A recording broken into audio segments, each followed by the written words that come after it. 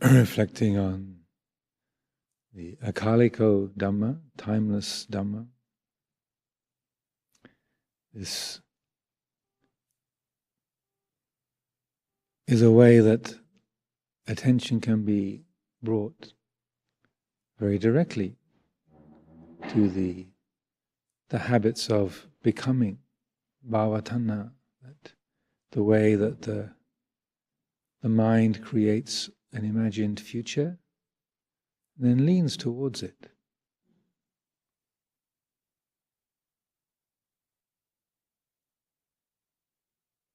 Coming to the temple in order to be in position by the time the morning reflection begins. Oh, nearly 8:30. Quick. I'm late. These are reasonable perceptions in some respect. But notice the effect on the heart when there's that leaning into the imagined next moment.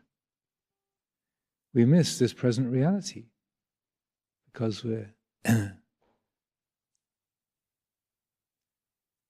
taking hold, reaching out for that which appears to be next, where I've got to go, the things I've got to do, my plans, my responsibilities,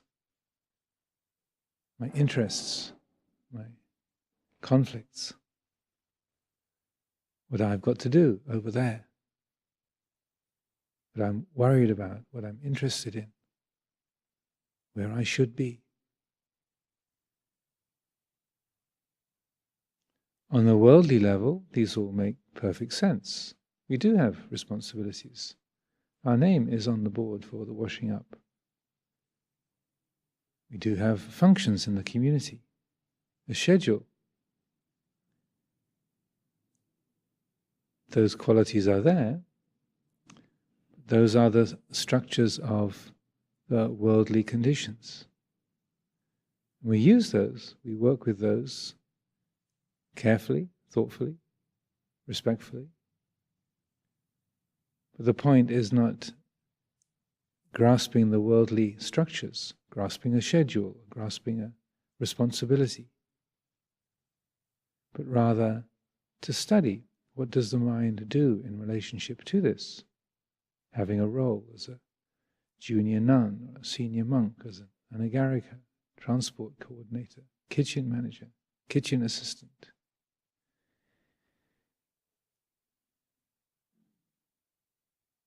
Third washer-upper. What does the mind do with these structures of time and activity, identity? That's what we're here to study.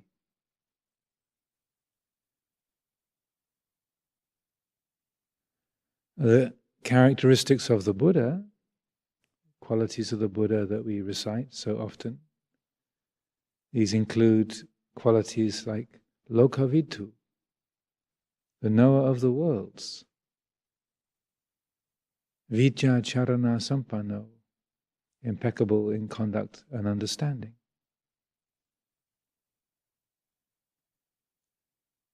These are important qualities to reflect upon. If we consider the Buddha as that awake, aware quality of this heart, this very awareness that knows this moment. The Buddha, which is the refuge, that quality of awakened awareness of your own heart, is lokavitu. It knows the world. It's not dissociated from the world or abstracted, a kind of dislocated. It's paying attention to the world, but it's not bound by the world. It pays attention to time, to activity, to personality. It pays attention to those, but is not limited by them. It's not bound to them. It's like the conductor of an orchestra doesn't play an instrument, but attends. They attend, they listen to what all the instruments of the orchestra are doing.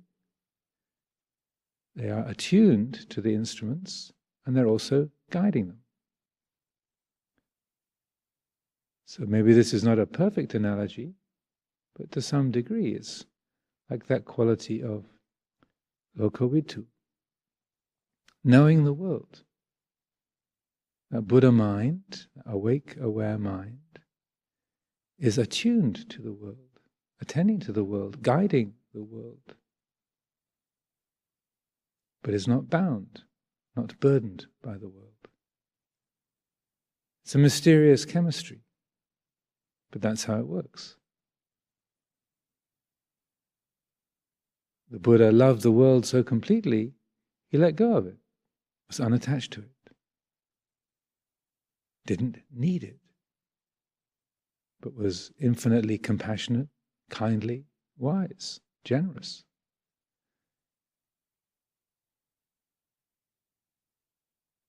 Giving his heart to helping the world without being burdened by the world. Vijja charana sampanno. Vijja is that awareness, awakened, aware, knowing quality. Its opposite is avijja, ignorance, not knowing, not seeing clearly. So vijja is that transcendent, knowing, awake, aware quality. That aspect of the heart that is completely transcendent. And charana is conduct, action.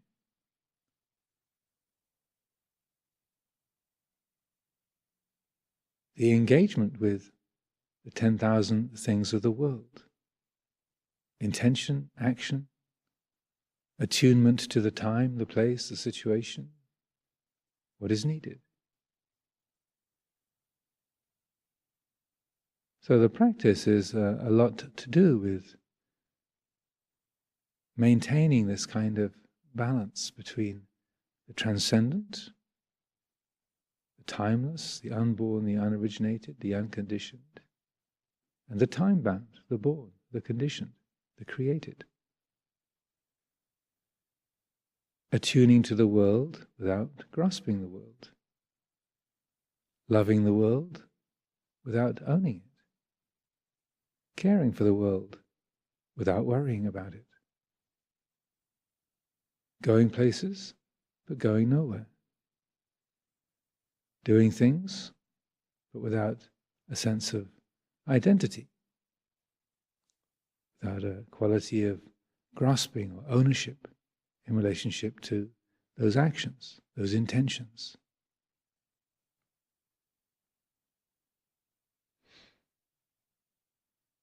It's a mysterious balance. But this is the possibility and the challenge of the Buddha's path. To establish both vijja, which is perfect, purified, that awakened awareness that is unbiased, clear, completely open, and perfect charana, conduct, words and actions that are harmoniously attuned to the time, the place, the situation, the people you're with, the work that needs to be done.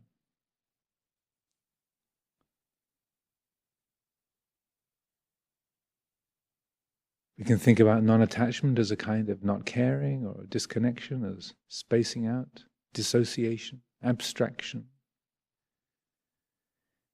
But it's not, at least not in the Buddhist sense, in the sense of the Buddha's practice, his own way of being. There's non-attachment, non-ownership, but a perfect quality of attunement, of caring, participation in the world, but without being burdened by the world. Our thinking mind can struggle. So, well, either you care or you don't care. Either you're doing something or you're not doing something. Thinking mind can struggle, get caught in doubt in this way. But the middle way is not a thought, it's not a concept. It's a balancing.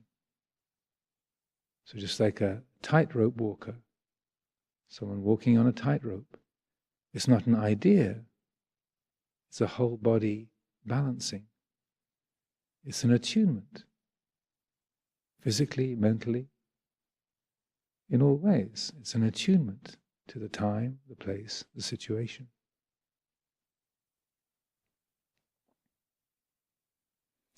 So as we pursue the routine, follow the routine of the retreat time together, following the breath, entering and leaving the body, listening to the sounds of the world around us, my voice, the sounds of the comings and goings of Amaravati, birds, and vehicles, and footsteps. Perceptions coming and going. Entering the temple, leaving the temple. Walking up and down in walking meditation. Going back to our room, our dwelling place.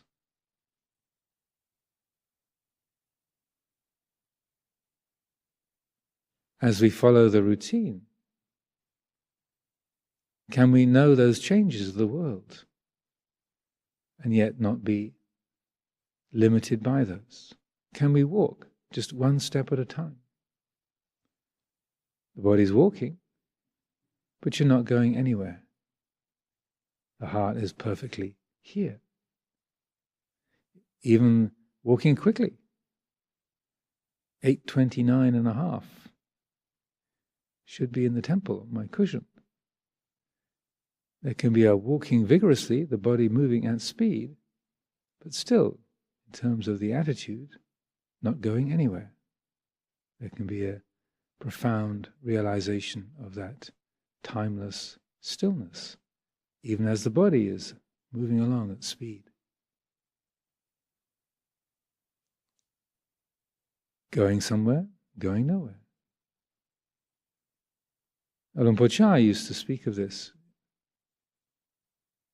very regularly, and also would manifest that in the way he operated. Going about the monastery,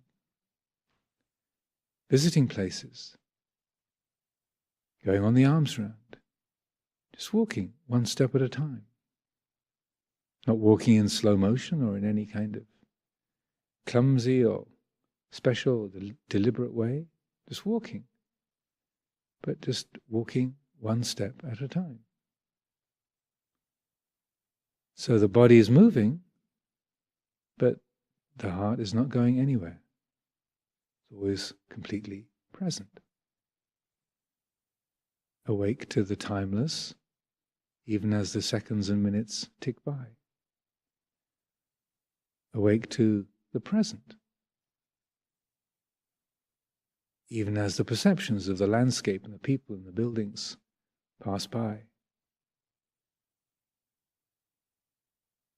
We can practice this, develop this with the walking meditation, moving around the monastery, those comings and goings, to shift the perspective. So rather than me going somewhere, watch the world arising, taking shape, dissolving within awareness. Perceptions of the left foot meeting the ground, then the right foot meeting the ground, then the left, the right. Getting into a car, watching the world through the windscreen, the hedges and the roads, the other vehicles, the trees, the sky.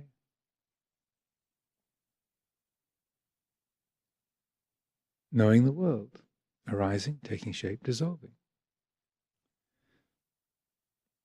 This is what the Buddha described as being wonderful and marvelous, more miraculous and amazing than all of the colourful events around his birth. Born with his mother standing up, caught by the devas as he emerges, washed by streams of cool and warm water springing from the sky, walking 7 steps with lotus flowers popping up under his feet and then talking immediately after birth. You might think of those kind of colourful and magical events as wonderful and marvellous. But the Buddha's own comment on that was, well, if you really want to know something wonderful and marvellous, when the Tathagata experiences a feeling arising in the mind, he knows this is a feeling. As that feeling abides, he knows this feeling is abiding in the mind. As it fades away, the Tathagata knows this feeling has faded away. So too with perceptions, sounds and tastes, sights, thoughts. The Tathagata knows them as they arise, as they abide, as they fade away. These two are the wonderful and marvelous qualities of the Tathagata. This is the most amazing and wonderful quality of this mind, this heart, is it can know the flow of perceptions. We can watch our minds.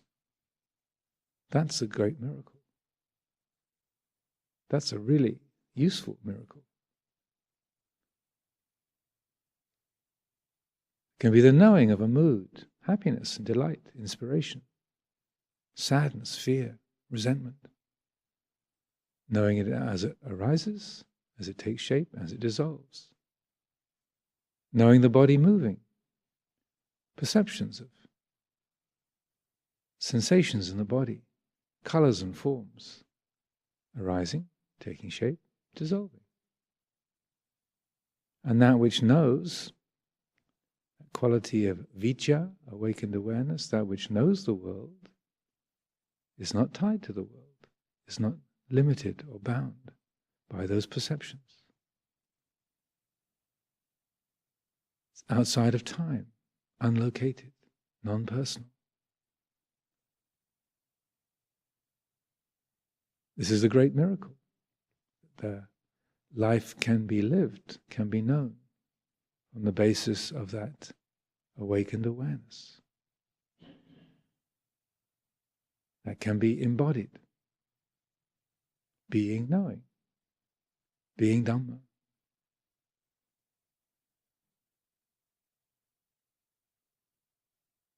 This is the liberating miracle, the one that really matters.